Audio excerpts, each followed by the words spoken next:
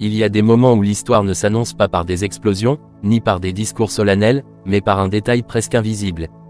Un geste, un silence, un regard échangé dans une salle officielle. Ce jour-là, ce n'est pas une déclaration qui a surpris les chancelleries, mais une rupture discrète, presque élégante, du protocole. Une scène que les caméras ont captée sans vraiment la comprendre, mais que les diplomates, eux, ont immédiatement ressenti. L'Algérie venait d'envoyer un message. Pas un message bruyant, pas un message agressif, mais un message profond, stratégique, et surtout dérangeant pour ceux qui pensaient encore pouvoir lire ce pays avec les lunettes du passé. Les médias internationaux ont d'abord cru à une coïncidence. Puis ils ont commencé à recouper. Et très vite, une question a émergé, presque inquiétante.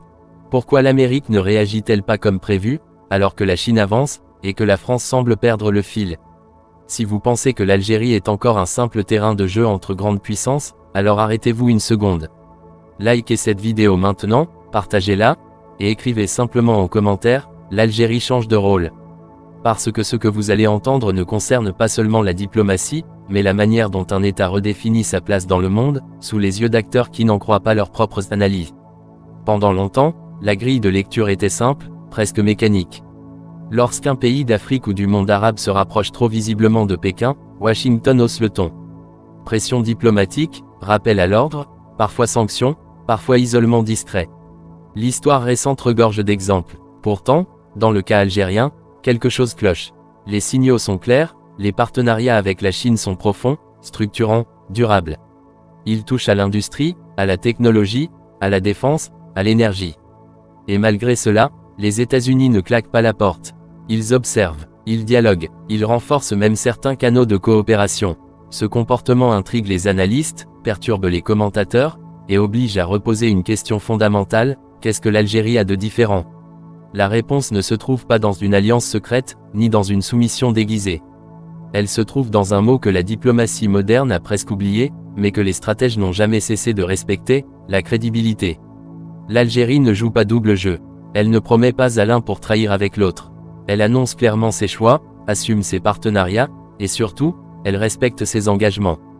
Pour Washington, cela change tout. On peut être en désaccord avec un partenaire, mais on préfère toujours un partenaire prévisible à un allié instable. Et dans un monde fracturé, où les lignes bougent vite, l'Algérie apparaît comme un acteur qui ne bascule pas dans l'émotion, mais dans le calcul froid et assumé. Pendant que certains imaginaient une réaction américaine brutale, les signaux envoyés étaient tout autres. Coopération sécuritaire maintenue, dialogue énergétique renforcé, déclarations officielles étonnamment respectueuses, comme si, en coulisses, une compréhension tacite s'était installée, l'Algérie ne cherche pas à défier, elle cherche à équilibrer. Et cet équilibre, paradoxalement, rassure plus qu'il n'inquiète. Là où d'autres États oscillent, l'Algérie trace une ligne droite, même lorsqu'elle avance sur un terrain miné. C'est précisément sur ce terrain que la Chine entre en scène. Pas avec des slogans, pas avec des leçons de morale, mais avec des projets concrets, lourds, industriels. La différence est là, et elle est fondamentale. Pékin ne se contente pas de vendre.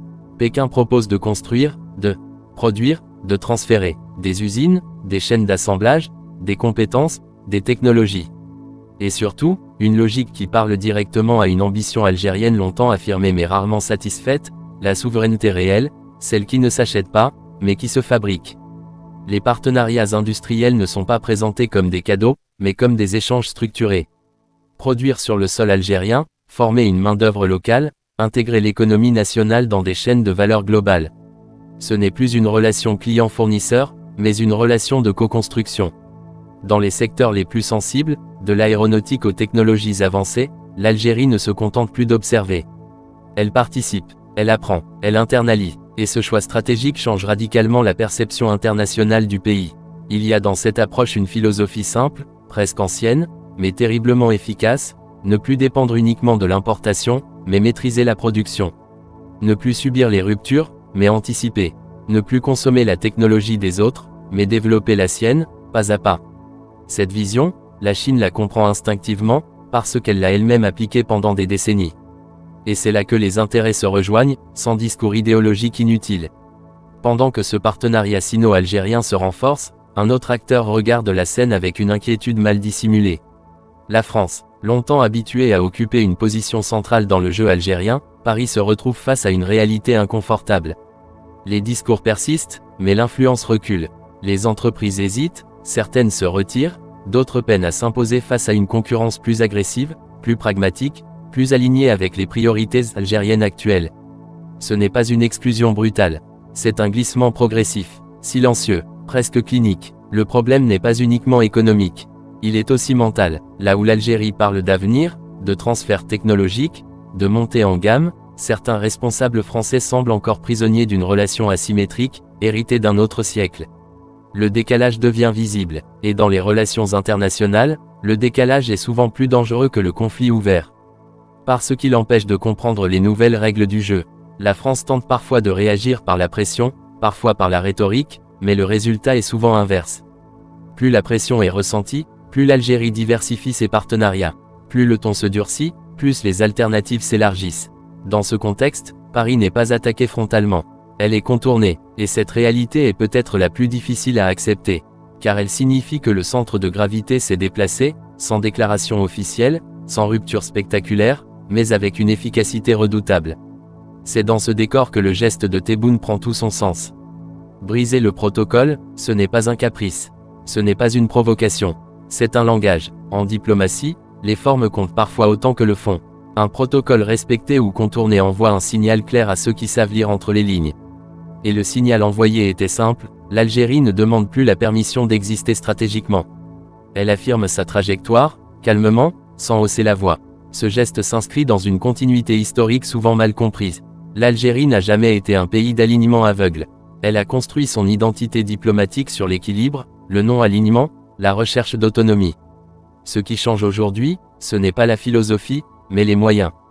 Pour la première fois depuis longtemps, les outils économiques, industriels et technologiques commencent à correspondre à l'ambition politique.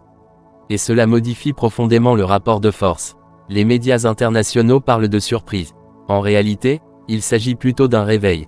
L'Algérie n'est plus simplement un espace convoité pour ses ressources, mais un acteur capable de choisir, de refuser, de négocier à hauteur d'égal. Les États-Unis l'ont compris, et préfèrent composer plutôt que confronter. La Chine l'a anticipé, et investit dans la durée. La France, elle, hésite encore entre nostalgie et adaptation. La question qui se pose désormais n'est pas de savoir avec qui l'Algérie va s'aligner. Cette question est dépassée. La vraie question est ailleurs. Elle est plus dérangeante, plus profonde. Et si l'Algérie était en train de devenir ce rare acteur que les grandes puissances ne cherchent plus à dominer, mais à séduire? Et si, pour la première fois depuis des décennies, ce n'était plus Alger qui s'ajustait aux équilibres mondiaux, mais les équilibres mondiaux qui se redessinaient autour d'Alger? Cette question reste ouverte, et c'est précisément là que tout commence.